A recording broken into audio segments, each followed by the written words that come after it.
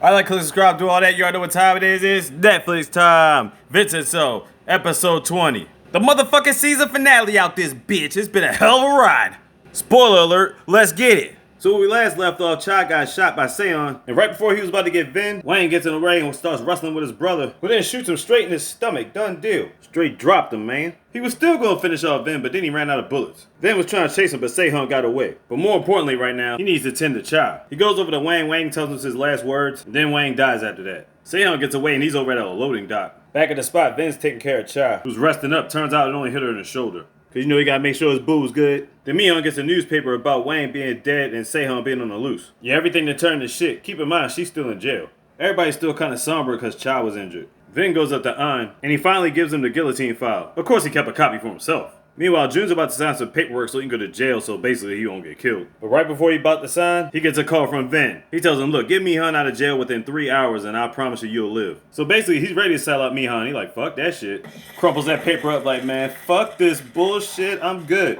Meanwhile, Sehan meets up with this random nigga, gets a bag of guns, pays off some niggas he needs, and they get in the van and ride out. Back at the office, the police do a search and seizure at Babel. Obviously, this has got June written all over it. And they tell Mihan she's being released today. She ain't even know about this shit. As soon as she gets out of jail, her main little secretary's there to pick her up. Then she gets a phone call from Vincenzo. He basically sent her a recorded conversation of June selling her out. Yeah, you already know the deal. He coming for that ass. As a matter of fact, he's already on you. Cause Cho is right there tailing you. So she goes to the office, gets a phone that she stashed in one of the statues, and calls Sehan. Sehan says he's about to dip and go to Mexico. But he tells her to get the wire transfers off the phones and you'll get like $5 billion and shit. Little does Sehan know, Vin's tracking him. Now how's he tracking him? I'll explain that later. Mihan gets the wire transfers from the bank. Done deal, she Gucci. While Jaehan's being approached by the press, June gets a call from Sehan. He's like, yeah, you about to get what's coming to you, this little motherfucker. Then all of a sudden he gets stabbed by some random dude out the crowd. And another nigga stabs him over the top. They dip off to the van. June bleeding out, done deal, dead. Everybody getting murked out here in these streets. Vin drives by saying that June is done deal dead. Chai catches all that shit on the news. Vin is still on his tail. But I think he actually diverted his attention back to Mihan as she makes a call to Seon. He's like, if I was you, I'd get my stuff and get the fuck out of there. Mihan goes back to her apartment and she hears that familiar flick of the lighter. Chilling on your couch, it's Vin. Da-da-da-da. You can't run, bitch. Child's right behind you. There you go. Only reason she came back was to get a passport, but obviously, you ain't going no fucking where now. And on top of that, the accounts that Mihan thought she had,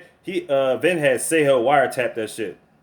So your money going to a worthy cause, bottom line, it ain't going towards you. Now somewhere in between all this mayhem, we have found out that Vin has got an APB out on him. Now all of a sudden, she's in this abandoned warehouse. Now I don't know what he did to her feet, but she can't move the lower half of her body for shit. I'm really curious to what the fuck he did. She's like, why don't you just shoot me and get it over with? Like, no, you ain't getting no quick and easy death. You getting suffering and pain and punishment. He plays some music for her, turns on a sprinkler, which is not water. It's like some liquid kerosene shit. Yeah, man, you know your time is done. You already know what it is. The fire actually got her up. Burning up, suffering at a flaming death. And now time to get the coordinates on Sehan. Him and his squad get back to the loading dock. All of a sudden, the tenant niggas come through in a Prius. Everybody start to beefing. Look at Sehan just standing there like, really? Then between the fights, Sehan ends up stabbing Mr. Lee. Oh shit. Just as he's about to shoot niggas, he gets shot. Then Mr. Tak knocks his ass out cold. They tend to Mr. Lee looking like he about to die. Like, oh man. Tell him Vin he can't die, he got a baby on the way. So they hurry up and get him in the car. Vin gets back in the truck with Sehan. And the motherfucking cops are chasing after him. And then our boys get in the cops' way. They're like, hey, Mr. Lee needs help. Can you not attend to him? They distract long enough for Vin to get away. And like I said, he's got Sehan in the back seat. Chai hears the news, is like, finally, he's about to get some well-deserved justice. Yeah, Sehan's about to experience some painful mayhem, like, for real.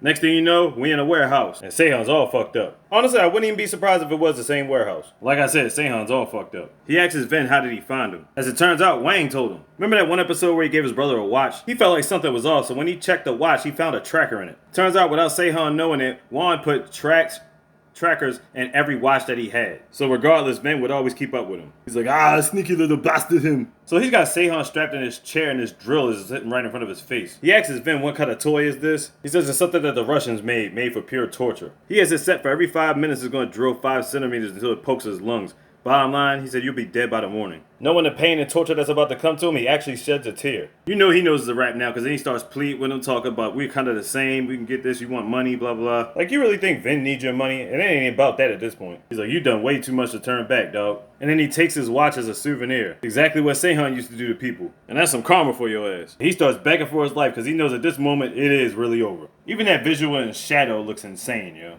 Then he goes to meet Cho and Ann at this random location. They told him they made a passport for him, but he's got to leave in the next 30 minutes or he will get caught at the airport. He's saying goodbye to everybody. And out the blue, another car pulls up, and it's Cha. Ain't no way she was gonna let him leave without saying goodbye. They had one final moment before he dips out. He knew she was gonna break down crying the moment he left. Next visual we see is early in the morning. Seihan is still in the chair, and a crow pops up, or a raven. It's just pecking at his body. A month later, Cha's back on the road, and some of that money Mi-young thought she had went towards a vineyard. Cha looks over the project every now and then. The tenant's son actually going back to real school. Then we get to a whole year later, Mr. Kim has been downgraded to doing protest groups. Yeah, he fell all the way down the food chain. Then we got the squad coming through to stop whatever propaganda he's putting out. Why? Because they don't like him, for one. And two, they throw that right in front of the plaza. In the news, they've been putting down criminals left and right. Cha had another court case, and she ended up getting Wang's mother arrested for fraud, embezzlement, all type of shit. Yeah, remember that bank president? His mom with her goofy ass. Hell of a Mother's Day gift, huh?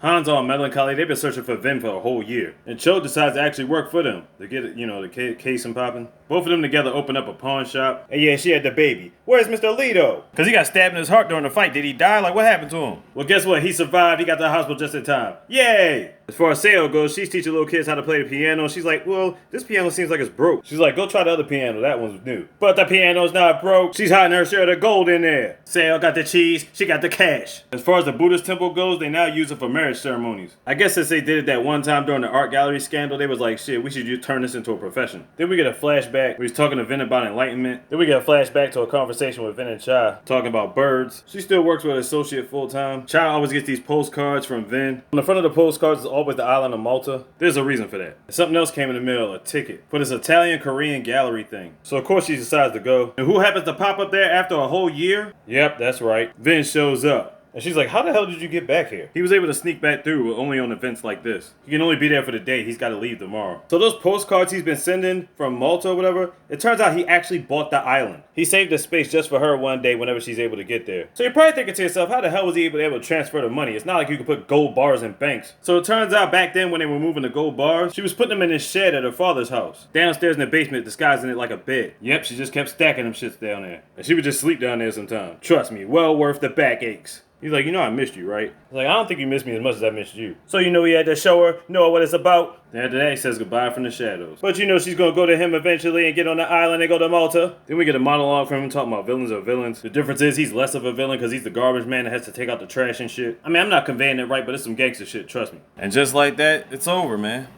Well, it was a hell of a ride. To me, this is easy a top 5 show on Netflix, like for real.